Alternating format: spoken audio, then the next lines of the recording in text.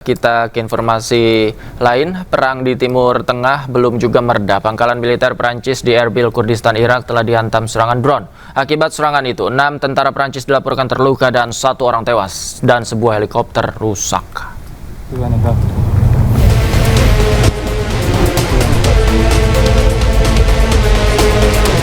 Sebuah rekaman video amatir menunjukkan kobaran api pasca serangan drone milik Irak yang menargetkan pangkalan militer gabungan tentara Prancis. Fasilitas militer ini terletak di dekat Bandara Erbil, wilayah utara Irak. Akibat insiden serangan, dilaporkan sebanyak 6 tentara Prancis terluka dan 1 orang tewas.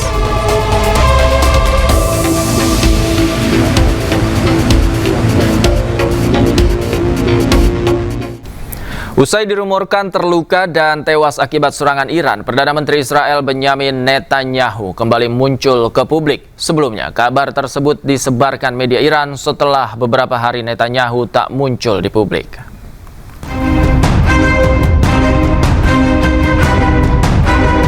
Perdana Menteri Israel Benyamin Netanyahu kembali muncul ke publik usai dikabarkan terluka dan tewas akibat serangan Iran. Sebelumnya, rumor tersebut disebarkan media Iran setelah beberapa hari Netanyahu tak muncul di publik. Netanyahu menyampaikan keterangan pers melalui sambungan video pada Kamis malam waktu setempat. Kemunculan Netanyahu juga terjadi hampir bersamaan dengan pernyataan perdana pemimpin tertinggi Iran yang baru, Mojtaba Khamenei, di Teheran. Dalam pernyataannya, Netanyahu menyebut pemimpin tertinggi baru Iran, Mojtaba Khamenei, sebagai boneka Korps Garda Revolusi Islam Iran, IRGC, dan tidak bisa tampil di publik.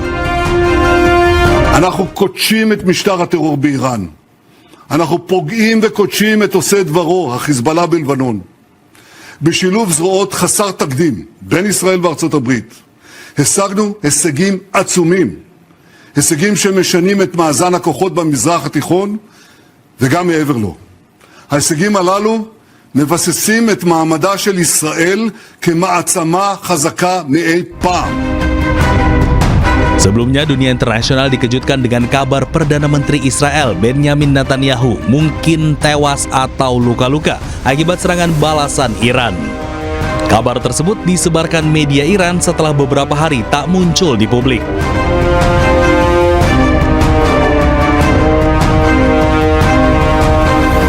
Rentetan rudal Iran dan Hizbullah menghantam Zarzir, wilayah utara Palestina yang diduduki oleh Israel. Sedikitnya 33 orang terluka akibat kejadian ini.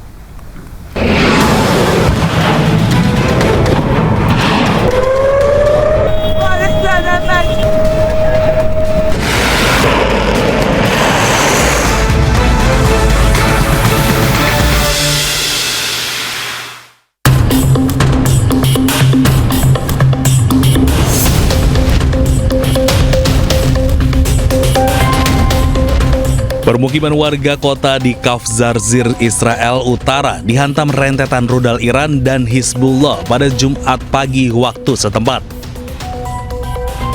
Serangan tersebut memicu sirine berulang kali sepanjang malam di seluruh Israel Utara. Sedikitnya 33 orang terluka dalam serangan tersebut.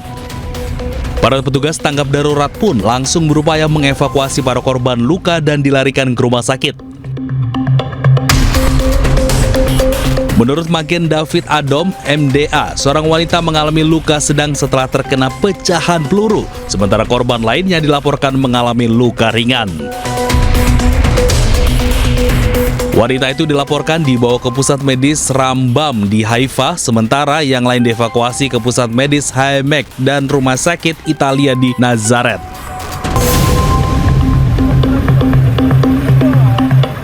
Usai mengevakuasi para korban luka, para petugas menyisir lokasi kejadian di mana satu rumah hancur total dan rumah serta mobil di sekitarannya mengalami kerusakan parah.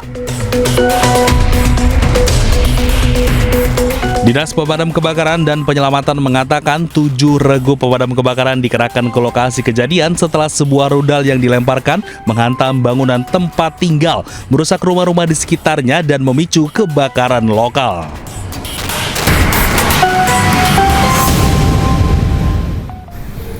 Iran kembali meluncurkan rudalnya pada gelombang ke-42. Melibatkan beberapa jenis rudal, Iran menargetkan Tel Aviv dan pangkalan militer Amerika di seluruh wilayah.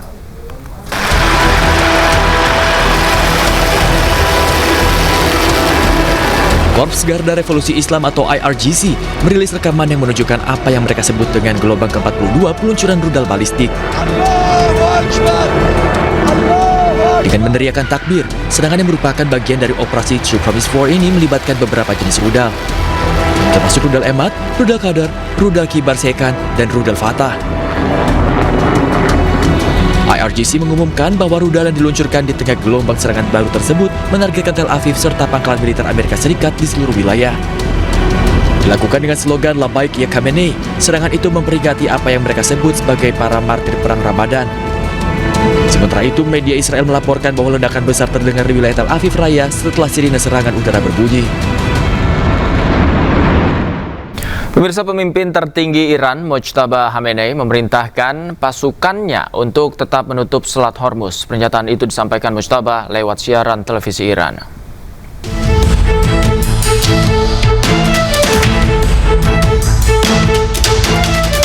Iran akan tetap memblokir Selat Hormuz yang merupakan jalur pelayaran minyak tersibuk dunia. Hal tersebut dikatakan pemimpin tertinggi Iran yang baru, Mojtaba Khamenei, dalam sebuah siaran televisi pemerintah Iran. Namun Khamenei tidak tampil langsung. Dalam pesan publik pertamanya, Mojtaba mengatakan Iran harus memanfaatkan daya tawar agar bisa terus menutup Selat Hormuz, karena kawasan tersebut merupakan titik di mana posisi musuh amat rentan. خواست توده‌های مردم ادامه دفاع مؤثر و پشیمان کننده است. همچنین قطعاً همچنان از اهرم مسدود کردن تنگه هرمز باید استفاده شود.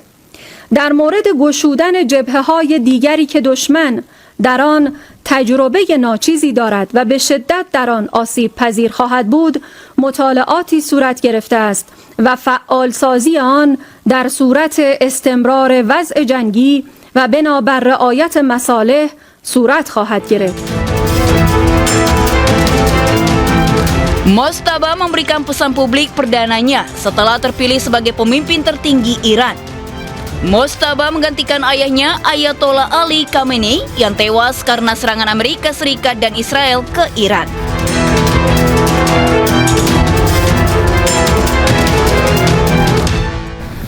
Pemirsa, Korps Garda Revolusi Iran kembali menargetkan kapal tanker Amerika Serikat di perairan Irak. Serangan tersebut menewaskan 1 awak kapal.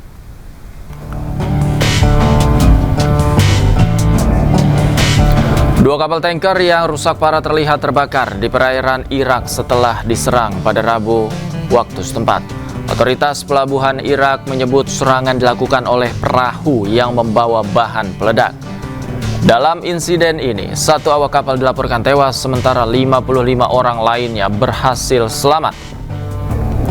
Serangan ini menandai eskalasi terbaru dalam rangkaian serangan balasan Iran yang berdampak pada jalur distribusi energi di kawasan Timur Tengah.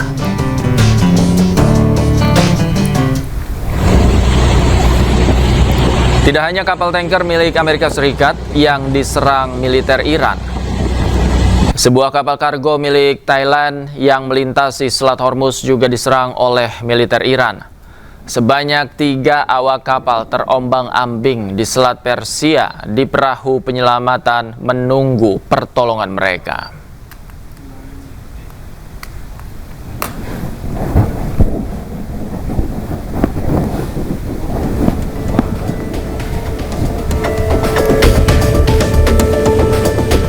Kita ke informasi lain, pemirsa, kita akan menyimak keterangan dari Menteri Keuangan Purbaya Yudi Sadewa berikut ini. Manajer indeks yang merah ini di bulan Februari itu levelnya 53,8, tertinggi dalam beberapa tahun terakhir. Jadi betul-betul ada perbaikan yang kuat di sektor manufaktur, artinya sisi supply tumbuh dengan kuat. Jadi ini bukan data dari BPS, tapi data dari pihak lain yang mengkonfirmasi bahwa ekonomi kita memang sedang tumbuh. Bisa lihat ke halaman 8, itu data inflasi di bulan Februari kelihatannya tinggi 4,64. Kalau headline aja Pak.